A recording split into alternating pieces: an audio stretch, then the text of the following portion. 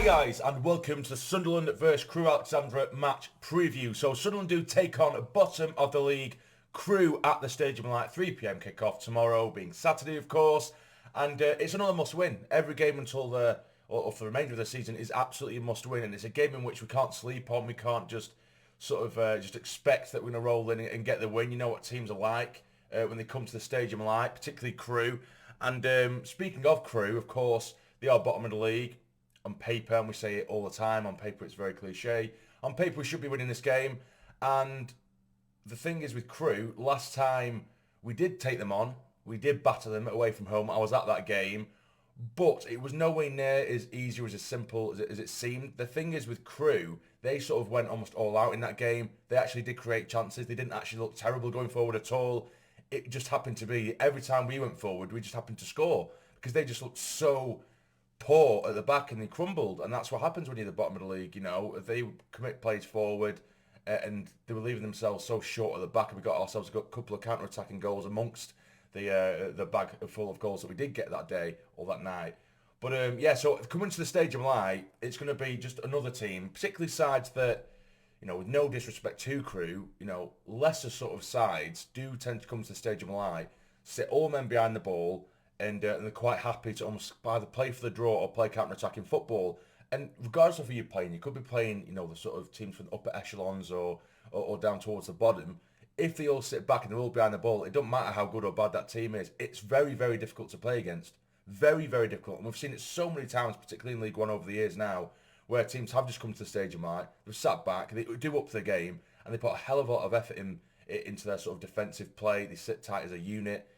We've seen it when teams have come in, put five at the back and just sat behind the ball. And that's not us being sort of arrogant, expecting teams to do that. Teams do that. You know, there's teams that, you know, again, it's not being arrogant or blowing or a trumpet. Coming to the Stadium Light is a massive thing. And for certain players, you know, or teams that they might never come or they might not get another opportunity to play a ground like the Stadium Light. So they do up the game. You know, whatever people say, you might say I'm blowing our own trumpet or I am being arrogant, but it's true. You know, that doesn't mean I think we deserve to win the game or win the league or whatever. Of course not. But there's a lot of players within this league that, you know, they won't get too many opportunities to play, you know, a 49,000 seat stadium again. So for them, it's a big occasion. Of course it is. It's an absolutely huge occasion. So teams do tend to up it. You know, at the bottom of the league, they've got nothing to lose. So I will expect a very solid Crewe side that will have all men behind the ball. But that doesn't give us an excuse to not go and win this game, because we need to really get at them, be right in the faces, don't let them play it out. I'm guessing there'll be a lot of sort of direct football from Crewe, counter-attacking potentially. But for us, even if they do sit all men behind the ball, which wouldn't be good enough for them, by the way, because they need points on the board, they're going to have to come out at some point. But if they do come out with all men behind the ball, we have absolutely no excuse even then to just, you know, go and win that game. We need to show the quality. We need to ask questions of them. And this is what I was saying on the live stream the other night against Fleetwood. There was so many times where we'd have so much space in front of us. There'd be so much grass to run into. Even if, you know, Bailey Wright or Jamali or whoever at the back, Winchester, acres and acres of space to walk into or to run into and to drive into, even from the central midfielder's perspective. And we just weren't utilising that. We weren't running into it, which if we're not asking questions of them, then that gives the opportunity for the opposition to just sit back. Because if you keep running at them, they're going to have to come out and try and hit the ball off you. You know, they can't just stand still, can they? But if we just pump balls forward, which we end up resorting to plenty of times, particularly in the first half against Fleetwood, even though we had all this space and opportunity to run at them, we just kept pumping balls forward towards Ross Stewart, and it's asking a lot of the lad, you know, Ross Stewart. He's as good a player as I think he is. You know, you can't just keep lobbing balls at his neck and expecting things to happen all the time. And it just gives the opportunities for them to just cancel everyone out. If we don't run at them and ask questions, and they can just mark plays, and it's easy to just sit back whilst everyone's got a man. Whereas if you obviously drag a player out, then that's where other spaces start to appear across the pitch, which is absolutely mere basics, but it's just the basics that we just weren't getting down. Do you know what I mean? So it was getting very, very frustrating against Fleetwood. And speaking of that game as well, of course, I did the live stream. Thank you all for all of you guys who did join the live stream. We had a proper laugh, such a laugh in that live stream. We always do. But yeah, for that game against Fleetwood, I feel like if that performance and that result came at a time where we were still sort of within a decent reach of the top two, or when we was within the top two, I think what we would all be saying is that whole cliche saying of, you know, it's a sign of a good team if you're still beating teams whilst playing poor. Because that was absolutely the case. We played poor.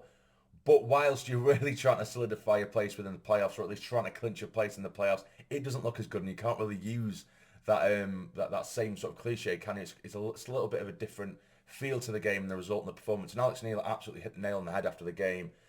Saying, if you separate the performance and the results are great. When the performance, he said it was one of the worst he's seen in a while. Or he said I'm pretty sure he said something along the lines of that was probably one of the worst performances from a team that he's managed, but still managed to get the result, if that makes sense. It was something along those lines anyway. But yeah, he definitely wasn't holding back at all with his displeasure of the performance, because it was poor. It was very, very poor. We got hard away from that. We were probably a little bit lucky at times. Fleetwood, they weren't bad. They competed from the first minute until the last. Obviously, they got a man sent off. The goals that we scored were of a very good quality, particularly Clark's, who has to start, by the way, absolutely has to start against Crewe. I think he has to anyway. I've said it is a no-brainer for me. He's the best creative player I think we've got, other than Pritchard. Maybe when he's on form, he needs to. I think he needs to start. But either way, yeah. So going into this game against Crewe, this is how my starting 11 would look. Now, I would have gone 3 at the back,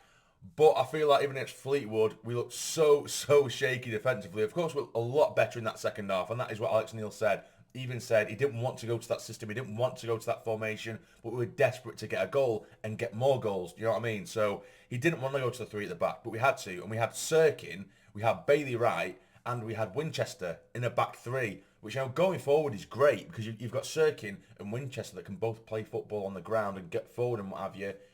But I wouldn't preferably like to start us with a back 3, because even on the counter-attack, we looked absolutely all over the place at times. But going forward, because we had so many creative bodies, that's when we started to get the goals. So from the off, I wouldn't have done that. So this is why you've got this side here with a 4 at the back. We've got Patterson in goal, Sirkin, Bailey Wright, Jamali, and Winchester as well. Now, in the middle, I would really like to see a combination of Matete and Dan Neil. I'd like to see Dan Neil brought back in, but I'd also like to see O'Nien brought on from the off. Maybe it's a little bit much considering his injury, but he was an absolute man of the match performer when he come on. I know everyone knows that I love Luke O'Nien, but you cannot hide away from the fact that he single-handedly changed that game. He was dragging us up the pitch. He was so positive. He was all over the place. Granted, yeah, he was a late-ish sub, so he would have had a bit more energy than everyone else, but he was just not leaving them alone. So positive,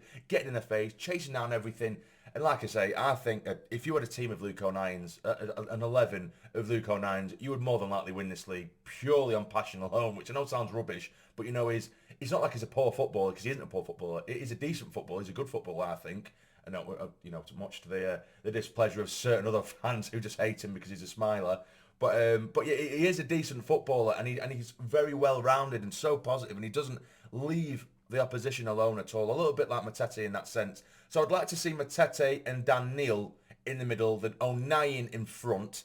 Then I would like to see, I believe Broadhead may be fit, I'm not entirely sure. So I'd like to either see, this is where it comes quite difficult, because I want to see O'Nien in there, because I think that sort of triangle there of O'Nien, Matete and Dan Neil, I just think the amount of energy and the engine we would have in the middle there, you could even slowly pull it back to a 4-3-3 almost. I think that engine there, that triangle, would be so effective, and I just don't think that Crewe will be able to handle it at all. But then going forward, I'd like to see maybe Broadhead on one side, right or left, either way, and Clark as well, and then Stewart up top. And you could even change that around, and have Broadhead and Stewart up top and mess around with the formation a little bit in some ways. But if Broadhead is fit, Broadhead starts, in my opinion. Always does. He's an absolute class act. But I just wanted to try and squeeze Luke O'Nien in there as well, and Clark. So I think that is what I would probably go for. Maybe a tiny bit harsh on Roberts. I know some people actually quite liked his performance against Fleetwood. For me, I honestly wasn't really impressed. I found him very predictable. He very rarely beat his man. Don't get me wrong, I appreciate him trying to beat his man and try to be positive. But I found him very predictable. He was struggling to beat his man. He cut inside a few times, but 9 times out of 10 he was losing the ball. So yeah, it was great to see him out there, and he was being positive, but he didn't really do a massive amount with it. And the one chance he did get was it was a sort of free volley on the penalty spot and he completely missed the ball. So other than that, for me, it was actually quite frustrating. He was lively, but he was either losing the ball or his misplaced passes or wasn't releasing the ball quick enough. So that is why I prefer to see Clark in there. But anyway, that is the 11 I would go for. Of course, in the comments down below, let me know what you would go with. Now, in terms of a prediction, a score prediction for this game, I am going to be confident and I am going to go for a 3-0 Sunderland win. I don't think it's going to be anywhere near as easy as that sounds. I don't at all. But I'm going to go for Clark again. I think Ross Stewart is also going to get a double. So I'm going to go for a 3-0 Sunderland win. But I do think it's going to be difficult. I think for large parts, they will sit back. We might even end up having to go to that 3 at the back again at some point. If we don't manage to break the deadlock, I think we will end up going to that system again. But I am going to go for a 3-0 Sunderland win. But again, in the comments, you guys let me know. Excuse me. You guys let me know what you think the score's going to be, goal scorers, all that kind of nonsense. But let me know in the comments down below. And if you've enjoyed this preview to the game on Saturday, I will be doing the review, on Sunday, not Saturday because I'm working. I'm hoping I get to watch it whilst I'm at work.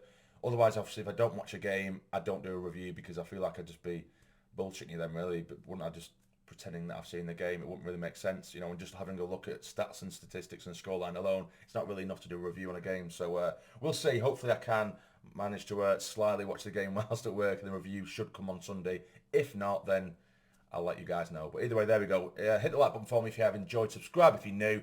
But for now, take care and stay jammy.